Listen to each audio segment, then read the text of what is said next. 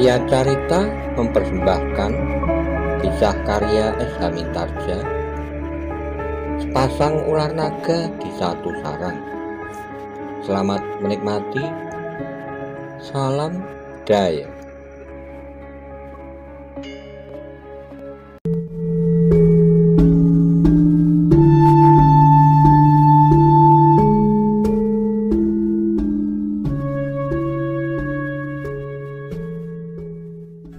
Monggo kula aturi subscribe, like, komen, saha share matur nuwun.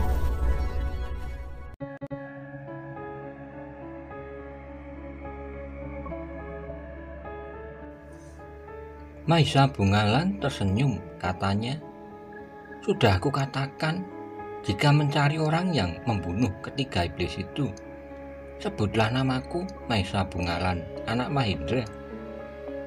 Baiklah anak muda, mudah-mudahan pengembaraanmu tidak mengalami kesulitan apapun di perjalanan.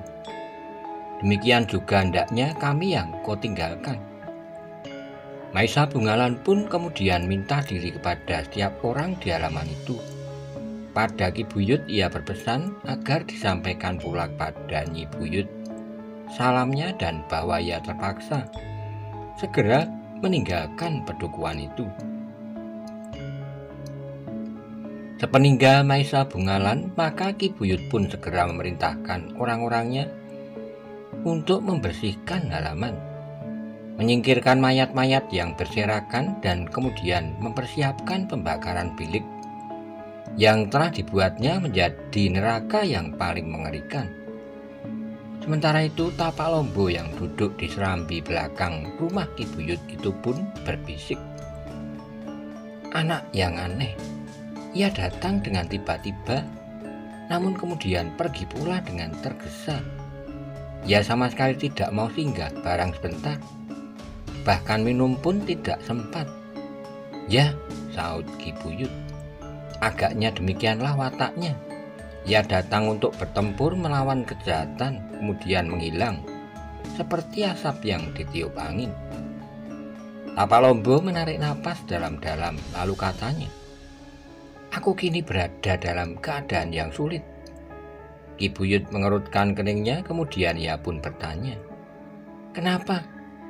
Tapak Lombo tidak segera menjawab. Agaknya Ki Buyut pun harus berdiri pula dari tempatnya, karena orang-orang yang menyiapkan pembakaran bilik itu sudah siap. "Baiklah," berkata Ki Buyut, "kita tidak akan menyulutnya sekarang. Kalian memberitahukan kepada penduduk pedukuhan ini bahwa Ki Buyut akan melakukan upacara kurban, membakar sebuah lumbung kosong agar tanah di sekitar pedukuhan ini menjadi semakin subur, seperti perintah yang didengarnya dalam mimpi. Karena itu, mereka tidak usah menjadi gelisah dan ketakutan. Jadi kapan kita akan membakarnya? Setelah hampir setiap orang mengetahuinya, beritahukan beberapa orang yang terpencar, dan pesan kepada tetangga-tetangga mereka terdekat, sambung bersambung. Beberapa orang pun kemudian pergi untuk memberitahukan bahwa Ki Buyut telah bermimpi agar sebuah dari lumbungnya yang telah kosong dibakar sebagai korban untuk kesuburan sawah mereka. Baru setelah orang-orang itu pergi berpencar, maka Ki Buyut bertanya kepada Tapak Lombo, "Kenapa kau kini justru berada dalam kesulitan?" "Ki Buyut," berkata Tapak Lombo, "aku bukanlah orang yang bersih sama sekali dari tindak kejahatan. Seperti yang aku katakan, aku pun seorang pembunuh yang tidak tanggung-tanggung. Tapi aku tidak mempergunakan cara seperti yang kau lakukan di sini, dan tujuan yang tidak menentu, sekedar untuk melepaskan nafsu kekejian. Jika kau mempunyai alasan untuk melenyapkan jejak pelarianmu dan sekedar dendam yang tersimpan di dalam hati, maka alasan itu kemudian menjadi kabur dengan sekedar sebuah kesenangan. Kesenangan melihat darah mengucur dan wajah yang ketakutan menjelang maut. Bahkan kemudian jerit dan sesambat kau anggap bagaikan dendang yang merdu, mengiringi lepasnya nyawa dari badannya. Sudahlah, apakah yang sebenarnya ingin kau katakan?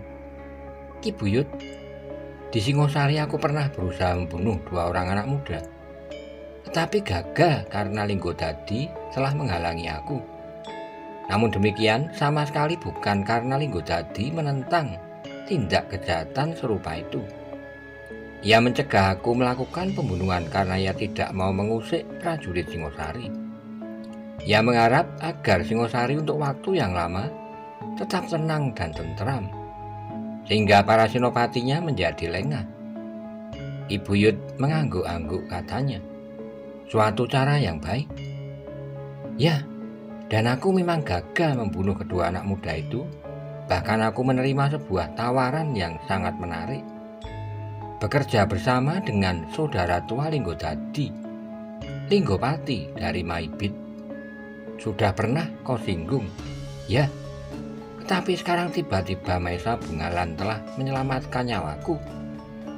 Ia berhenti sejenak lalu. Sedangkan kedua anak muda yang hampir saja menjadi korban dendamku adalah kedua adiknya. Ya, kedua anak muda itu adalah anak-anak Mahindra pula, adik Maesa Bungalan itu. Ki Buyut dan orang-orang yang mendengar keterangan Tapalombo itu termangu-mangu. Mereka tidak dapat merasakan langsung kebimbangan yang membelit hati Tapalombo. Namun mereka dapat membayangkan bahwa Tapalombo seolah-olah berdiri di tengah-tengah simpang jalan yang sulit untuk menentukan jalan manakah yang harus dipilih. Siapakah kedua adik Maesa Bungalan itu? Bertanya Ki Buyut kemudian. Maesa Murti dan Maesa Pukat, jawab Tapalombo. Ki Buyut mengangguk-angguk sementara Tapalombo menceritakan apa yang sudah dilakukan oleh ketiga orang kawannya dan dirinya sendiri, dan yang kemudian muncul seorang yang bernama Lingodadi. Aku tidak tahu siapakah yang lebih tinggi ilmunya, Lingodadi dan Linggopati atau Maesa Bungalan, berkata Tapalombo kemudian. Bagiku kedua belah pihak adalah orang-orang yang memiliki kelebihan yang sukar dinilai. Apalagi keduanya menunjukkan kemampuannya dalam suasana yang sangat berbeda. Ki Buyut mengangguk-anggukkan kepalanya, namun kemudian katanya, tetapi bagaimanapun juga, Linggopati dari Maibit tidak akan dapat banyak berbuat. Yang kita lihat adalah kemampuan yang ditunjukkan oleh Maesa Bungalan. Apalagi jika kemudian Mahindra sendiri ikut campur. Sedangkan Mahindra biasanya tidak berdiri sendiri.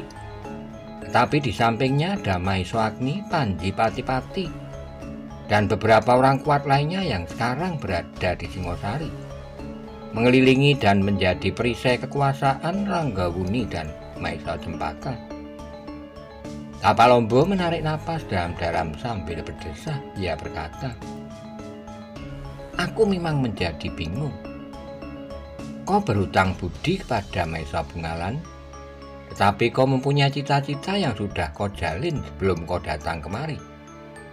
Bukankah kedatanganmu itu ada hubungannya dengan rencanamu untuk bekerja bersama dengan orang-orang dari Maibit itu? Ya, tetapi benar-benar membingungkan sekarang. Sudahlah, kita akan memikirkannya kelak. Sekarang kita tunggu apakah orang-orang yang memberitahukan pembakaran bilik itu sudah merata. Tapalombo mengangguk-angguk, sekilas terbayang isi dari bilik yang mengerikan itu. Benar-benar seperti isi neraka yang paling seram. Di dalamnya terdapat berbagai macam alat untuk menyakiti dan menyiksa orang. Kemudian cara-cara membunuh yang paling biadab dan terkutuk. Selebihnya adalah korban-korban yang dengan tanpa perasaan disimpan dalam bentuk yang beraneka macam. Sejenak kemudian maka beberapa orang yang berpencar mengelilingi pedukuhan itu pun sudah berkumpul kembali. Mereka sudah memberitahukan rencana itu kepada hampir setiap orang, sehingga jika pembakaran itu dilakukan, maka isi pedukuhan itu tidak akan terkejut lagi. Beberapa orang mengucapkan terima kasih bahwa Ki Buyut telah mengorbankan sebuah lumbung bagi kemakmuran mereka, berkata orang-orang kepercayaan Ki Buyut itu. Lalu apa katamu? bertanya Ki Buyut. Aku katakan kepada mereka bahwa semua milik Ki Buyut pun dapat dikorbankan untuk kepentingan pedukuhan ini. Ki Buyut menarik napas dalam-dalam. Nampaknya semuanya itu sebagai suatu gurau yang segar, tetapi rasa-rasanya jantung Ki Buyut bagaikan ditusuk dengan duri. Selama ini ia adalah yang paling terkutuk di pedukuhannya. Jangankan mengorbankan semua miliknya, yang dilakukan adalah pelanggaran atas asas-asas kemanusiaannya. Namun pada itu maka ia pun sadar bahwa bilik di belakang rumahnya itu memang harus dimusnahkan. Ia harus melenyapkan semua kenangan dan bekas-bekas yang dapat menumbuhkan kenangan buruk tentang tingkah lakunya itu. Baiklah, berkata Ki Buyut kemudian, marilah kita bakar tempat terkutuk itu. Yang paling dekat dengan rumah ini harus dirobohkan lebih dahulu, agar api tidak terlampau dekat dan bahkan dapat menjilat rumah ini. Orang-orangnya pun kemudian mulai melakukan perintahnya. Bagian yang paling dekat dengan rumah Ki Buyut mulai dirobohkan dan dilemparkan menjauh, agar jika bagian itu terbakar, api tidak menjilat rumah Ki Buyut. Sejenak kemudian maka Ki Buyut pun mulai menyalakan obor minyak jarak. Pelan-pelan ia melangkah masuk ke dalam biliknya yang sebagian sudah dirobohkannya itu. Disiramnya seonggok kayu dengan minyak jarak dan kemudian dinyalakannya. Api mulai menyala pada bagian dinding yang sudah berserakan itu. Perlahan-lahan api itu pun menjalar ke sekitarnya. Beberapa potong kayu yang menjadi tulang-tulang dinding bambu itu pun telah terbakar pula. Semakin lama semakin besar, semakin besar. Akhirnya rumah hantu itu pun merupakan segumpal api raksasa yang bagaikan menari-nari menjilat langit. Warna merah yang menyeramkan telah menelan bilik yang bagaikan neraka. Dan kini bilik itu telah dilengkapi dengan nyala api yang dahsyat. Tetapi api itu bukan bagian dari neraka yang jahanam itu. Namun api itulah justru yang akan menelan dan memusnahkannya hingga menjadi debu lembut dengan segenap isinya. Dan diantara yang terbakar dari si bilik itu adalah mayat ketiga iblis yang telah menciptakan bilik itu dengan segala kelengkapannya. Ketika api mulai surut, Ki Buyut menarik napas dalam-dalam. Rasa-rasanya ada sesuatu beban yang hilang dari baunya, sehingga seperti ketenangan telah menyentuh hatinya. Mudah-mudahan lenyaplah bilik itu dapat menumbuhkan kedamaian di hatiku, desit Ki Buyut. Tapi kita akan segera terjerumus ke dalam persoalan-persoalan lain, desis Tapak Lombok. Persoalannya tentu berbeda jika kita berjuang untuk suatu cita-cita. Maka kita bukannya sejenis orang-orang yang telah terbunuh itu. Kita melakukannya dengan sadar dan mempunyai tujuan tertentu. Tapak Lombok menarik napas dalam-dalam. Di dalam hatinya tumbuh semacam keraguan-raguan. Apakah ada bedanya pembunuhan-pembunuhan yang bakal dilakukan dengan pembunuhan yang pernah dilakukan oleh Ki Buyut dengan ketiga iblis itu?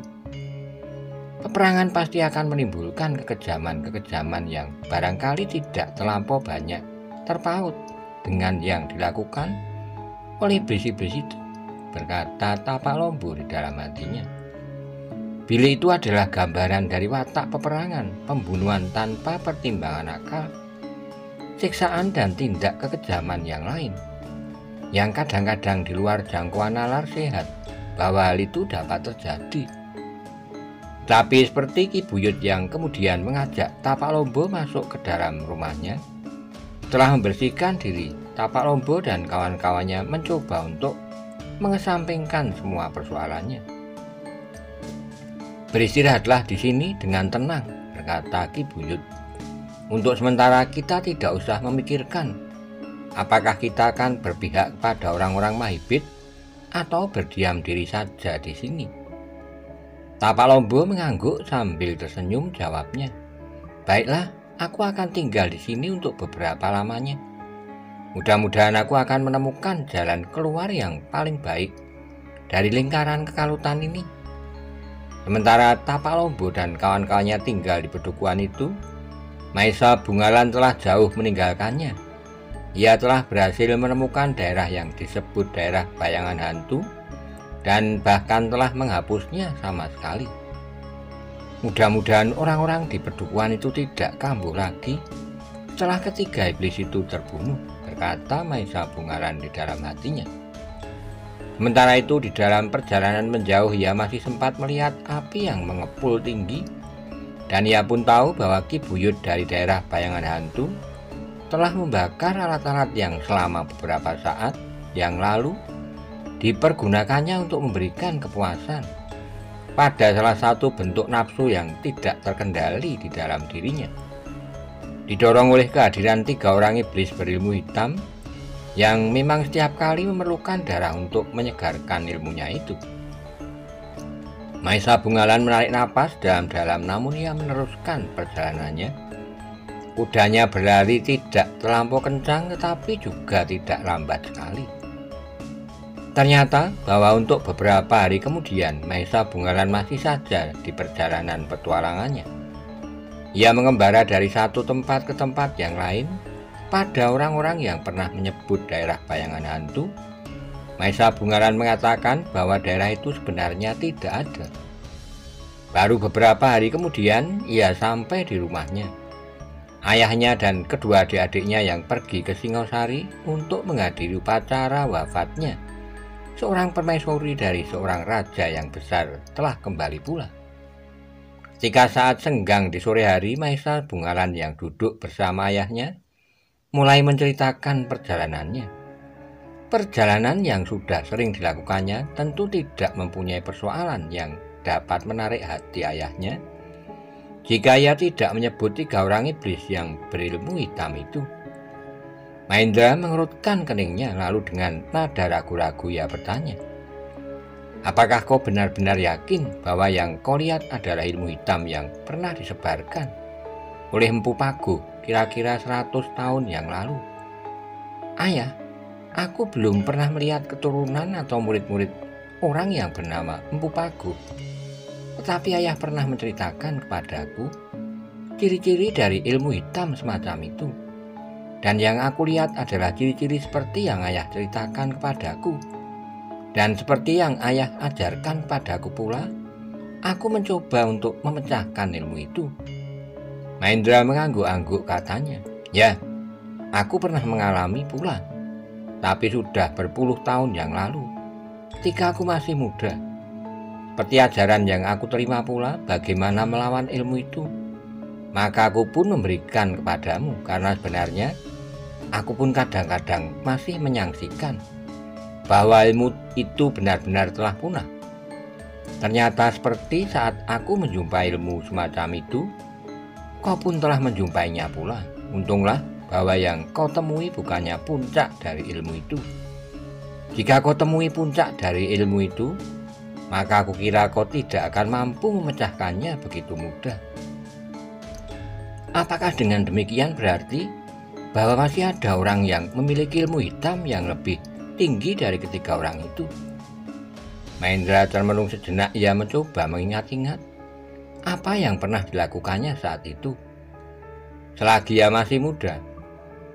Pada saat ia merasa bahwa ia sudah berada di antara jajaran orang-orang yang memiliki ilmu sempurna, namun yang sebenarnya barulah sekedar impian saja. Ketika aku tiba-tiba saja terlempar ke Panowijen dan bertemu dengan seorang anak muda yang mengaku bernama Wiroprono, tetapi yang ternyata adalah Maeswagni, barulah aku merasa bahwa aku bukan terkuas di dunia, katanya di dalam hati. Karena saat itu Mahendra sama sekali tidak dapat memenangkan perkelahian seorang lawan seorang melawan Maesa Agni. Masih terbayang bagaimana adik seperguruannya Kebu Ijo mencoba untuk menolongnya, tetapi justru oleh saudara seperguruannya yang tertua, Witantra, usaha itu telah dicegahnya. Maesa Bungalan termangu-mangu sejenak melihat ayahnya termenung. Namun kemudian ia mendengar ayahnya itu berkata, "Maesa Bungalan, Aku kira masih ada orang yang lebih dalam menguasai ilmu semacam itu. Pada saat aku masih muda, aku sudah menjumpainya. Tentu orang itu pula lah yang kemudian berusaha menurunkan ilmunya pada murid-muridnya. Aku tidak tahu apakah orang yang pernah aku jumpai itu masih hidup atau sudah mati. Tapi untuk sementara aku harus tetap beranggapan bahwa masih ada orang yang lebih tinggi ilmunya dari ketiga orang itu. Maesa Bungalan mengangguk-angguk. Karena itu tidak mustahil bahwa orang itu pada suatu saat akan mencarimu. Bukan saja kau tetapi juga adik-adikmu dan aku. Bukankah kau menyebut-nyebut namaku? Ya, bagiku sama sekali tidak berkeberatan jika pada suatu saat di hari tua ini aku masih harus menghadapi iblis-iblis dari neraka itu. Tapi yang penting adalah persiapanmu sendiri dan barangkali kedua adik-adikmu yang tidak tahu menahu itu pun akan mengalami akibatnya. Mereka masih terlampau muda. Mahendra menggelengkan kepala, katanya. Di Singosari adikmu hampir saja mengalami kesulitan. Ya, sahut Mahendra. Mereka sudah menceritakan kepadaku bahwa mereka berdua telah dicegat oleh 3 orang yang tidak dikenal. Nah, jika demikian maka kau dan adik-adikmu harus mempersiapkan dirimu baik-baik. Mungkin masih ada sedikit kesempatan di hari tua ini untuk membimbingmu memperdalam ilmu yang telah kau miliki. Maesa Bungalan menarik napas dalam-dalam, lalu katanya sambil menundukkan kepalanya. Maaf ayah, bahwa sampai saat aku dewasa, aku masih selalu mengganggu ketenangan ayah. Seharusnya aku dapat mengolah bakal yang sudah ayah berikan tanpa menyulitkan ayah lagi. Karena memang sudah saatnya ayah beristirahat. Mahendra tersenyum, katanya. Aku memang tidak akan berbuat apa-apa. Aku hanya akan memberikan beberapa petunjuk. Kau sendirilah yang harus menyempurnakan ilmumu. Ia berhenti sejenak lalu, dan sebuah peringatan bagimu bahwa kau masih harus merasa dan selalu merasa bahwa yang kau miliki itu sama sekali belum sempurna.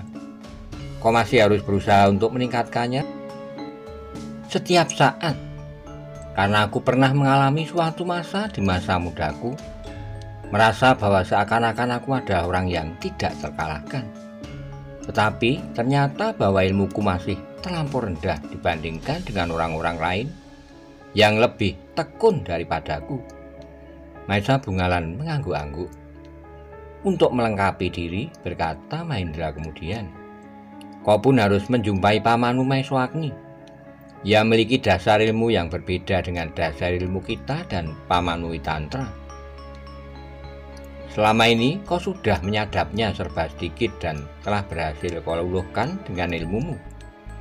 Namun kau wajib berterus terang bahwa kau telah menjumpai sedikit kesulitan dengan ilmu hitam yang kau jumpai itu. Maesa Bungalan mengangguk-angguk. Mudah-mudahan ilmu iblis itu tidak cepat menjalar karena kematian ketiga orang itu. Maksud ayah, untuk mencari pengikut mereka mengumpulkan orang sebanyak-banyaknya. Dan sadar atau tidak sadar, mereka akan mengajari orang-orangnya dengan ilmu semacam itu untuk membantu mereka menghadapi lawan-lawannya. Dan lawan yang dianggap bebuyutan sudah barang tentu kau, aku dan adik-adikmu. Maesa Bungalan mengangguk-angguk pula. Nah, pada suatu saat yang pendek, kau harus memberitahukan kepada paman-pamanmu agar mereka bersiap-siap menghadapi setiap kemungkinan. Karena nama mereka telah kau sebut-sebut pula.